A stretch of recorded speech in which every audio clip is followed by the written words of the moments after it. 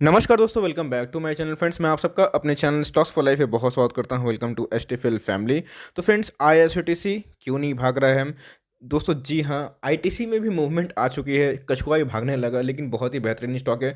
दोनों स्टॉक की बात की जाए, आईटीसी की और आईआरसीटीसी की, तो भी क्योंकि दोस्तों आईटीसी में हमें फेथ मिलता है और आईआरसीटीसी में हमें मोनोपोली वाले बिजनेस मिलते हैं। लेकिन मेरे एक सब्सक्राइबर का रिक्वेस्ट है कि सर, अगर 3-4 महीने में गवर्नमेंट की कुछ पॉलिसी से इनके मोनोपोलिस्टिक जो बिजनेस है अगर वो खत्म हो जाए, तो आने वाले टाइम में हमें कितनी पिटाई देखने को मिल सकती है। और जो सीएमपी है, करंट मार्केट प्राइस, क्या वो सही है? और दोस्तों ये भागेगा कब, बहुत ही इंपॉर्टेंट है।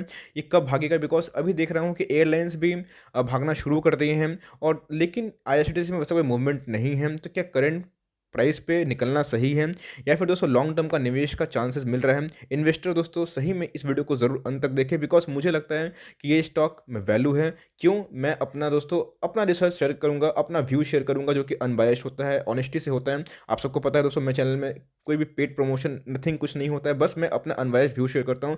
बिकॉज मेरे पोर्टफोलियो का स्टॉक है, इसलिए मैं रिव्यू नहीं कर रहा हूँ, बल्कि दोस्तों आपका पोर्टफोलियो का भी स्टॉक बन सकता है, इसलिए मैं रिव्यू करना चाह रहा हूँ। तो करते हैं अपने नेक्स्ट को शुरू, कि कौन सा बेस्ट बाइंग लेवल होगा और कहाँ पे दोस्तों हमको एमओएस मिलती है। फॉरगेट निफ्टी एंड सेंसेक्स, हमें दोस्तों जहाँ पे एमओएस मिलेगी हमको उधर ही जाना है, और इसके वैल्यूएशन इसको जस्टिफाई करते हैं या नहीं, और आने वाले टाइम में क्या ग्रोथ पोटेंशियल है, पूरी दोस्तों जानकारी इसी वीडियो में मिलेगी। चैनल के अंत तक बने रहें, एम वीडियो के अंत तक। चैनल फर्स्ट टाइम है, सब्सक्राइब कर सकते हैं इस तरह के दिग्गज वीडियो को सबसे पहले एक्सेस करने के लिए। फ्रेंड्स, आज के दिन मैंने एक वीडियो बनाई है, आईपीओ को लेकर जबरदस्त वीडियो है। लॉस मेकिंग कंपनी है, फिर भी दोस्तों जीएमपी में क्यों उछाल है और हमें कितना प्रीमियम मिल सकता है, पूरा दोस्तों मैंने चर्चा किया है। So now the analysis begins without delaying in for time, let's begin.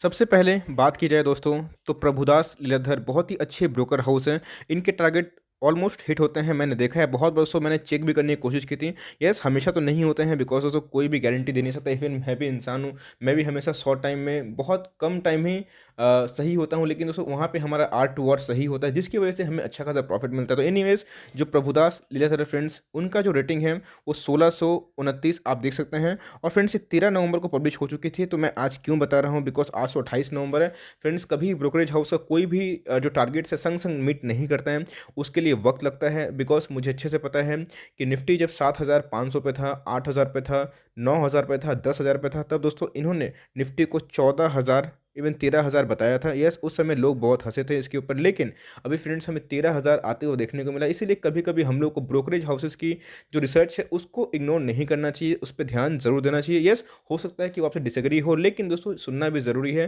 Because stock market is all about the common sense of खुद का और अदर्स का भी दोस्तों। प्रीवियस डे की बात की जाए, जो फ्राइडे की ट्रेडिंग है, तो भैया में फ्लैट सा दिखाई दे रहा है और एक रेंज बाउंड में हो रहा है। कभी दोस्तों 1300 के लगभग जा रहा है, कभी 1400, यही उसका प्राइस बैंड है। 320 की आईपीओ की लिस्टिंग हुई थी दोस्तों, पहले दिन ही पैसा डबल। जी हाँ दोस्तों, स्टॉक मार्केट में, इक्विटी मार्केट में पॉसिबल है, अगर आपका दाव सही गया, आपकी रिसर्च सही रही, तो एनीवेज कंपनी बहुत ही बेहतरीन है, इसलिए इनके आईपीओ बहुत ही सक्सेसफुल होते हैं। उसके बाद दोस्तों ये स्टॉक 2000 तक गया था। लोगों के अंदर जमकर इफोरिया था कि उनको चाहिए तो भैया आईआरसीटीसी, और कोई स्टॉक ही नहीं है। लेकिन फ्रेंड्स, उस समय माल बेचने का टाइम था। ऐसा मैं क्यों बोल रहा हूँ, चलिए वो स्लाइड दिखाता हूं। लेकिन उससे पहले बात की जाए मार्केट कैप की, तो भैया मिड कैप वाली कंपनी है, अच्छी कंपनी है, सॉलिड कंपनी है, और मुझे लगता है दोस्तों आने वाले टाइम में ये अच्छा पैसा बना के दे सकती है। इंडस्ट्री पी से उतनी कोई ज़्यादा सस्ती तो नहीं है, इवन महंगी है, लेकिन दोस्तों ये कोई 100-200 का पी पे ट्रेड नहीं हो रहा है। अगर मैं आपको उसका बिजनेस बताऊं, जो कि मैं डिस्कस करूंगा, बहुत ही अच्छी बिजनेस है, और सही में उसका एक कमांड है उस जोन पे, उस रीच पे। तो इसलिए ये दोस्तों वैल्यूएशन डिजर्व करता है। डिलीवरीज हमें ओके ओके टाइप दिखाई दे रही है, ना उतना कम ना उतना ज़्यादा। आज दोस्तों मैं हमेशा बोलता हूँ कि कुछ नया सिखाऊंगा, तो भाई नया सीख ही लीजिए सर।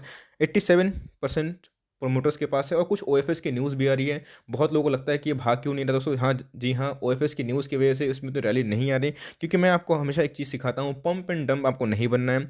भाई 4 क्वार्टर पहले 5% स्टेक था, आप देख सकते हैं। उसके बाद हमें स्टेक में 70 से 80% उछाल देखने को मिला, किसका? रिटेल पार्टिसिपेंट का। और उसके बाद दोस्तों प्राइस क्या भागा, मैं आपसे पूछना चाहता हूँ। नहीं दोस्तों, प्राइस भागा नहीं, बल्कि प्राइस गिरा, क्योंकि हमें स्मार्टली एफआईआईस ने और डीआईएस ने, दोनों ने अपना माल को काटा। तो फ्रेंड्स, इसीलिए मैं बोलता हूँ प्रॉफिट बुक करना कितना ज़रूरी है। इसके ऊपर से मैंने वीडियो बनाई है, प्रॉफिट बुकिंग के ऊपर। नहीं देखी, बहुत कुछ मिस कर रहे हैं, जाकर जरूर देखें, मैं लिंक दे दूंगा डिस्क्रिप्शन में। तो एनीवेज, हमें इसीलिए एफआईआईस और डीआईएस के उल्टे नहीं चलना चलना है दोस्तों, उनके साथ चलना है, बिकॉज वो बिकवाली करते हैं तो रैली नहीं आती है, रैली जाती है। यही दोस्तों लाइव जीता जागता एग्जाम्पल है। अब मैं आपको क्या एग्जाम्पल दूं। और सबसे इंपॉर्टेंट चीज़, इंश्योरेंस कंपनी दोस्तों बहुत ही स्मार्ट निकली और इंश्योरेंस कंपनी ने अपने स्टेक को ½ % से फ्लैट कर लिया। तो इसीलिए हमें ये पता होना चाहिए कि कौन सा टाइम में प्रॉफिट बुक करना ज़रूरी है। जो बोलते हैं प्रॉफिट बुक करना ज़रूरी नहीं है, तो फ्रेंड्स मैं उनसे पूछना चाहता हूँ, क्या सही में प्रॉफिट बुक करना ज़रूरी नहीं है? और इसीलिए लोग अभी भी 2000 से फंसे हुए हैं। लेकिन यस, स्टॉक में बहुत दम है और मैं इसका बेस्ट बाइंग प्राइस ही बोलूँगा। और मैं यही बताऊँगा कि अगर इनके मोनोपोलिस्टिक बिजनेस कभी ख़त्म भी हो जाते हैं तो क्या चांसेस हैं और हमें क्या प्राइस देखने को फर्दर मिल सकते हैं। लेकिन उससे पहले एक बार सेल्स में नज़र घुमाना बहुत ही ज़रूरी है। 19 से 20 में अच्छा खासा जंप हम लोग को देखने को मिल रहा है, इसीलिए धमाकेदार हमें आईपीओ लिस्टिंग देखने को मिली थी। प्रॉफिट में भी दोस्तों हमें अच्छा खासा जंप देखने को मिल रहा है, 308 करोड़ से 528 करोड़ हो चुका है। रिजर्व और सरप्लस में कंपनी को और भी मेहनत करने की ज़रूरत है। Yes, as per the size reserve and surplus कम से कम 10% होने से एक बहुत सम्मानजनक होता है, लेकिन ये भी खराब नहीं है। 911 करोड़ से 1167 करोड़ हो चुके हैं, जो कि एक अच्छी बात है। अगर दोस्तों ईपीएस जानना है, अर्निंग पर शेयर जो उनके फाइनेंशियल्स में होते हैं, तो आप आराम से समझ सकते हैं कि फाइनेंशियल रिकॉर्ड कैसे हैं। तो भैया फाइनेंशियल की बात की जाए तो बेसिक जो ईपीएस है 19.12 से 3.04 हो चुका है दोस्तों। Q1 की रिजल्ट 2, 3, 4 ये मैं उसके बारे में डिस्कस कर रहा हूँ, वो अर्निंग पर शेयर क्या दी, लेकिन इसका आरओई कितना है वो डिस्कस करना भी ज़रूरी है। ओके नाउ, तो आप सबको पता चल गया है, अगर आप मेरे चैनल जुड़े हुए हैं तो आरओई ही बहुत इंपॉर्टेंट है भैया, रिटर्न ऑन इक्विटी, कि आपका एक शेयर आपके बिजनेस में कितना कमा के दे रहा है। क्योंकि दोस्तों गवर्नमेंट वाली कंपनी है तो ग्रोथ जनरली स्लो होता है, लेकिन भैया इसका एक बार ग्रोथ देखिए, 39.80 है, ऑलमोस्ट 40 के लगभग, जो बेहतरीन है। और फ्रेंड्स आपको आरओआई तो ये तो लाइक मिठाई है, ये क्या आपको मिलता है दोस्तों आपके इन्वेस्टमेंट पे, लेकिन आपका शेयर कितना बिजनेस में कमा के दे रहा है ये असल में उसका डीएनए होता है। तो भैया 28 से 39 और आरओसी भी जमकर बढ़ोतरी है। और एक चीज़ आपका देख के मन खुश हो जाएगा, करंट रेशियो ठीक ठाक है फ्रेंड्स, लेकिन डेट टू इक्विटी के अगेंस्ट में 1 रुपये का भी कर्जा नहीं है। एकदम दोस्तों नेट शुद्ध डेट फ्री है, इसीलिए फ्रेंड्स इसमें डाउनसाइड या फिर रिस्क मुझे बहुत कम दिखाई देता है। अब कंपनी के 4 साल के परफॉर्मेंस की बात की जाए तो भैया हमें तेज़ी से बढ़ते हुए देखने को मिल रहा है। इस उतना भी तेज़ नहीं है, लेकिन दोस्तों सम्मानजनक है, ठीक ठाक है। बात की जाए प्रॉफिट की तो वो भी हमें बढ़ते हुए देखने को मिल रहे हैं। और ये जो फेज़ था इसमें अचानक से इतना राइज क्यों हुआ, तो भैया जियो का ज़माना है और मैंने बताया भी था कि मैं इनके बिजनेस बोलूँगा। इनके दोस्तों टिकटिंग काउंटर के मोनोपोलिस्टिक बिजनेस है। अगर आप ऑनलाइन टिकट बुकिंग करते हैं तो आपको इन्हीं का प्लेटफॉर्म यूज़ करना पड़ेगा, आप चाहे या फिर ना चाहें। आपको इन्हीं के प्लेटफॉर्म से या फिर इन्हीं की वेबसाइट से आपको, या फिर वेबसाइट नहीं भी करते हैं, कोई ब्रोकर के थ्रू करते हैं, तो उनको भी दोस्तों इन्हीं की वेबसाइट से जाकर टिकट बुकिंग करना पड़ेगा। इंटरफेस दोस्तों एक ही है, तो इसीलिए टिकटिंग में बादशाह है। बात की जाए बहुत ऐसे ट्रेन्स भी हैं दोस्तों जो इनको प्राइवेटली मिल चुके हैं, 1-2 ट्रेन की बात की जाए, लेकिन अभी भी कुछ बिडिंग हैं जो प्राइवेटाइजेशन के बाद चल रही है। तो यस दोस्तों, बिडिंग में तो आईआरसीटीसी में अपना दाव फेंका है, अब देखते हैं ये कितना चल सकता है। लेकिन अगर इनको नहीं मिलता है तो क्या इनका बिजनेस खत्म हो जाएंगे? नहीं दोस्तों, गवर्नमेंट वाले जितने भी ट्रेन्स हैं प्राइवेट को छोड़ के, उनकी जो लीडरशिप है अभी भी यही रहेगी और कैटरिंग के बिजनेस में ये वही रहेंगे। बाकी जाए पानी वाले भी ये वही रहने वाले हैं। तो हमें आने वाले टाइम में, अगर आपको इंडियन रेलवे से भरोसा है, अगर आपको इस पे भरोसा है कि हमारा जो इंफ्रास्ट्रक्चर है, जो रेल कनेक्शन है, जो हवाई जहाज़ है, या फिर दोस्तों क्या बोलूँ, मीन्स जो बसेस है, ट्रक्स हैं, उनके लिए हमें रोड, रेलवे नेटवर्क्स, मीन्स अच्छा एक सुविधा चाहिए, ट्रैवलिंग गवर्नमेंट को बढ़ाना चाहिए, एक उसी हिसाब से एक ग्रोथ होना चाहिए। तो फ्रेंड्स आप समझ सकते हैं, मैं आपको आंसर दे दिया। अगर आपको उस पर भरोसा है कि हमें कनेक्टिविटी के लिए एक एक्सपेंशन की ज़रूरत होगी और बेटर कनेक्शन लाइन की ज़रूरत होगी, क्योंकि दोस्तों 150 करोड़ की आबादी है। मैं आपको हमेशा समझाता हूँ कि 150 करोड़ में दोस्तों आप कुछ भी बेचेंगे तो बिक जाएगा, बस क्वालिटी होना चाहिए। और अगर आप मोनोपोलिस्टिक बिजनेस करते हैं तो भैया आपकी ऐसी चांदी है। तो 150 करोड़ आबादी दोस्तों, ना सब प्लेन पे अफोर्ड कर पाते हैं, ना सब कोई के पास पर्सनल कार है। तो इसीलिए दोस्तों ट्रेन सबसे इंपॉर्टेंट है मिडिल क्लास के लिए, पुअर के लिए, रिच क्लास के लिए भी है। तो इसलिए दोस्तों इनके जो बिजनेस है टिकटिंग वाले, ये इनके ब्रेड एंड बटर बिजनेस हैं। अब ये देखा जाएगा कि अगर उधर पे मोनोपोलिस्टिक घटती है तो इन पे गिरावट होगी, लेकिन मेरे हिसाब से दोस्तों ये अभी भी दमदार है और कल भी दमदार रहेगा। बिकॉज आने वाले 5 से 7 साल में मैं इसको और भी ग्रोथ मेकिंग कंपनी देख सकता हूँ। बिकॉज जिस हिसाब से जियो का रिवोल्यूशन हुआ है, सबके हाथ में स्मार्टफोन आ चुका है। अब लोग दोस्तों घर बैठ के ही आईआरसीटीसी के प्लेटफॉर्म से टिकट बुकिंग करना प्रेफर करते हैं, बेटर समझते हैं। तो इनके रेवेन्यू में दोस्तों और भी उछाल देखने को मिल सकता है। यस, कोरोना है तो मैं आपसे छुपाऊंगा नहीं, थोड़ी सी पिटाई देखने को मिल सकती है, लेकिन दोस्तों मैं इनका चार्ट भी आपसे डिस्कस नहीं करूंगा, बिकॉज ये दोस्तों एसटीएफएल का टॉपिक है।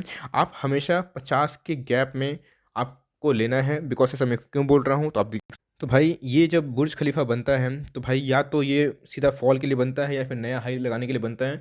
इसलिए मैं बोलता हूँ कि कभी भी दोस्तों अगर आपको एमओएस ना मिले तो वहाँ पे एसएल लगाए काम करेगा, बिकॉज मैं एक ट्रेडर भी हूँ और दोस्तों मैं आपसे छुपाना नहीं चाहता। यस, लॉन्ग टर्म इन्वेस्टमेंट में भी दोस्तों एक प्रॉफिट बुकिंग करना ज़रूरी होता है। कोई अगर आपसे बोले कि नहीं होता है तो भाई ये उनकी फिलॉसफी है। लेकिन दोस्तों मैं भी बहुत एक्सपीरियंस्ड हूँ, इवन मैं भी बहुत ज़्यादा ट्रेडर बनने की कोशिश करता हूँ और अच्छा इन्वेस्टर भी बनने की कोशिश करता हूँ। तो उस हिसाब से दोस्तों मुझे प्रॉफिट बुक करने से ज़्यादा बेनिफिट हुआ है प्रॉफिट ना बुकिंग करने के कंपटीशन में। यस, ये तो चूंकि अभी कोरोना वायरस के क्रैश की वजह से मुझे ज़्यादा बेनिफिट लगा, लेकिन दोस्तों ऐसा भी नहीं है कि लॉन्ग टर्म वाला मिथ है, वो भी सही है। लेकिन प्रॉफिट बुक करना बेटर होता है। ऐसा में क्यों? तो बिकॉज जब आपको लगे कि आपका स्टॉक बहुत हाई वैल्यूएशन में चला जा चुका है, या तो आप दोस्तों एसएल ट्रिगर करिए या फिर आप प्रॉफिट बुकिंग का तलाश शुरू करिए। बिकॉज उसके बाद जब गिरता है तो बहुत ही ज़्यादा गिरता है और उसके बाद ये साइडवेज में जा रहा है, कॉन्सोलेशन बॉक्स में जा रहा है। अब फ्रेंड्स यहाँ पे आर टू आर बहुत ही देखने वाला है, बिकॉज मुझे लगता है कि ये स्टॉक 1300 और 1330 1330 1300 1250 में एक सही भाव है लॉन्ग टर्म तक उठाने का। यस दोस्तों, लॉन्ग टर्म क्या होता है? 3 से 5 साल।